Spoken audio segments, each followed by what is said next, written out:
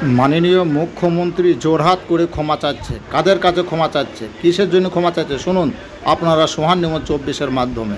আমি ওইভাবে দেখি না, অহংকার হিসেবে দেখি না, উদ্ধত্ত হিসেবে দেখি না, আমি দেখি এটা ভালোবাসা হিসেবে। চিরকাল বড়রা ছোটদের ভালোবাসে।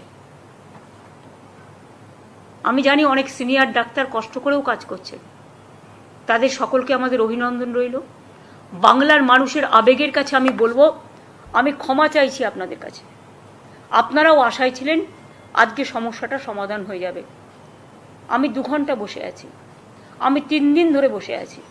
আমি শুধু একা নই, আমার সাথে হায়েস্ট অফিসিয়ালরা, যাদের বিরুদ্ধে ওরা কমপ্লেন সারাক্ষণ করে বেড়াচ্ছেন, যদিও তারা জয়েন করেছে কেউ 1 মাস আগে, এবং যাদের দায়িত্ব সবচেয়ে কি পোস্টে, তাদের কাউকে আমি রাখিনি মিটিংয়ে, পাছে ওদের দুঃখ হয়।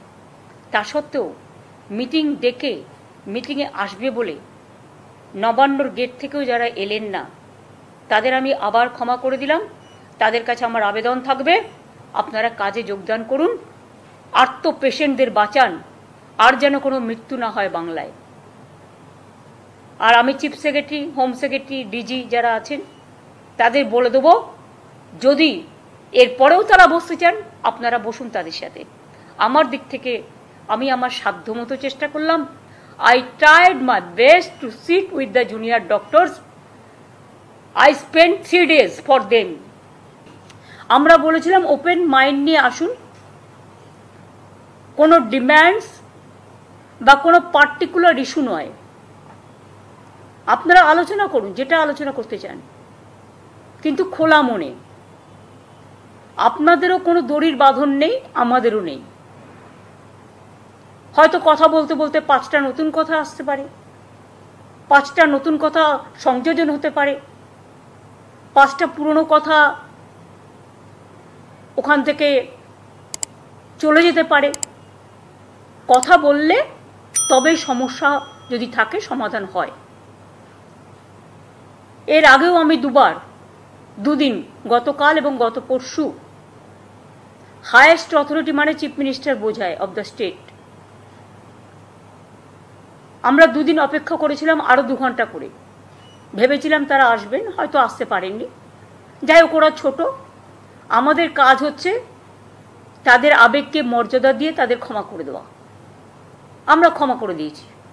একবার আমি ওদের নিয়ে, ওরা যেটা বলছে ঠিকই বলছে, লাইভ স্ট্রিমিং করে দিয়েছিলাম, কিন্তু তখন আমাদের ওপর সুপ্রিম কোর্টের হাতে কেস ছিল না, বা কেসটা সিবিআইয়ের কাছে ছিল না, সিবিআইয়ের কাছে ছিল না, সেটা অন্য ঘটনা ছিল।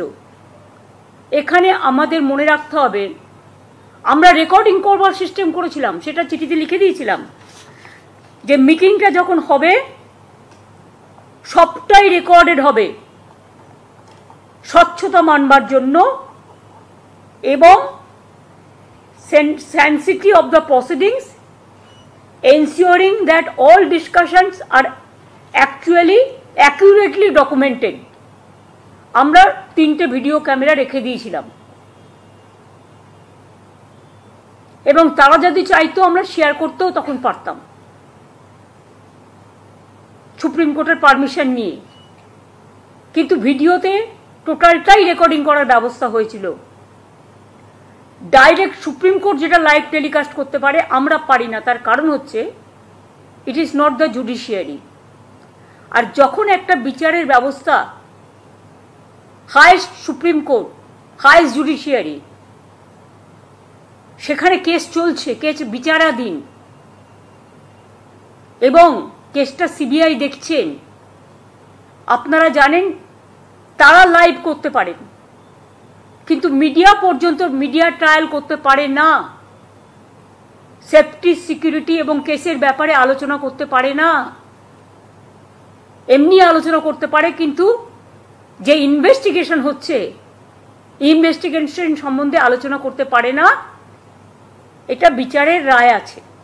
যেহেতু কেসটা এখনো বিচারাধীন আছে এবং আগামী 17 তারিখে সিদ্ধান্ত নেওয়ার দিন আছে, তাই আমরা সুপ্রিম কোর্টের আদেশ মেনেই আমরা ভেতরে ভিডিও করবার ব্যবস্থা করেছিলাম, যাতে টোটালটাই প্রিজার্ভ থাকে দরকার হলে আমরা এটা তাদেরও দিতে পারতাম, কোর্ট চাইলে কোর্টকেও দিতে পারতাম। আমি জানি বাংলার মানুষের একটা আবেগ আছে, বাংলার মানুষের প্রথম থেকেই সহানুভূতি আছেন, নির্যাতিতা বিচার পাক তার জন্য, তার পরিবার বিচার পাক তার জন্য। এবং আমি নিজেও মিছিল করেছি, আপনারা দেখেছেন। আমরা সবাই তাদের পরিবারের সাথে একমত, সিবিআই তাড়াতাড়ি বিচারটা করুক। এবং এক্ষেত্রে আমাদের কোনো দ্বিচারিতা নেই, এটা আমাদের হাতে নেই এখন।